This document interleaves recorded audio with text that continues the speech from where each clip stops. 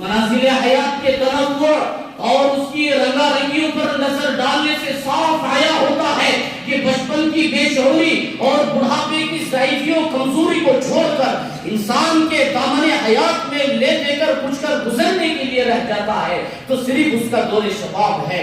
اہل دانش کے نزدیک متفقہ طور پر زندگی کا سب سے اہم نازک بیش قیمت مرحلہ جوانی کا زمانہ ہے۔ اسی وجہ سے ہر قوم و ملت اور ہر مذہب نے نوجوان کی جوانی و شباب کو سلام کیا ہے۔ خصوصاً مذہب اسلام نے اس کے شباب کو 4 چاند لگا دیے ہیں۔ اس کی عبادت کو بوڑھے کی عبادت سے افضل قرار دیا۔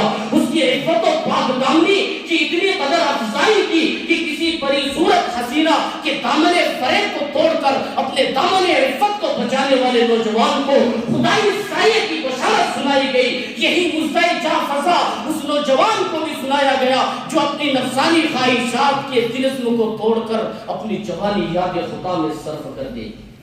مذہب اسلام نے نوجوانی کے دور کو حیات انسانی کا ذری دور اور گولڈن پیریڈ قرار دیا ہے۔ اسی وجہ سے کل قیامت کے دن جن 5 سوالوں کا جواب دیے بغیر انسان کے قدم اپنی جگہ سے ہٹ نہیں سکیں گے، ان میں سے ایک سوال یہ بھی ہوگا کہ اپنی جوانی کو کہاں صرف کیا۔ اللہ کے رسول صلی اللہ علیہ وسلم نے شبابک قبل حرمک فرما کر نوجوانی کی قدردانی پر ابھارا ہے۔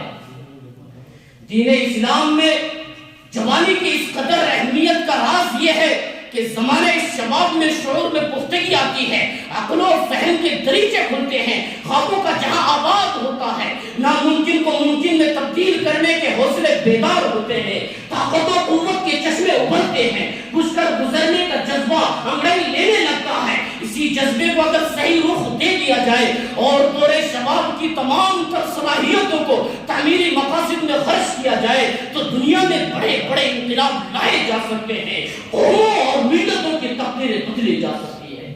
اسی وجہ سے اہل دانش کا اس پر اتفاق ہے کہ در حقیقت نوجوان قوم و ملت کا اصل سرمایہ ہے۔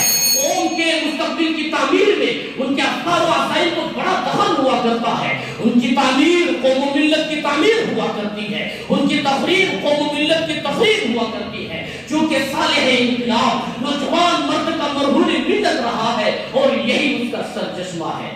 میرے بھائیو دوستو، اے مرد مسلمان، تو ناموں سے ازل کا امین و پاسباں اور خدائی لم یزل کا رازداں ہے۔ تیرا ہاتھ خدا کا ہاتھ ہے، تیری اٹھان مٹی سے ہے اور تجھے سے اس عالم کا وجود و بقا متعلق ہے۔ جی ہاں اے نوجوانوں، اٹھو، تمہاری روشنی نے دنیا قدیم کو روشن کیا، تمہارا وجود ماضی کی تاریک رات کے لیے منارہ نور بن کر رہا، تمہاری آستین میں ہمیشہ ید بیضا موجود رہا۔ آج تم گھروں میں گھوم رہے ہو اور خواب خرگوش میں گرفتار ہو۔ نہیں تیرا نشیمن قصر سلطانی کے گنبد پر، نہیں تیرا نشیمن قصر سلطانی کے گنبد پر، تو شاہی ہے بسیرا کر پہاڑوں کی چٹانوں میں واقع۔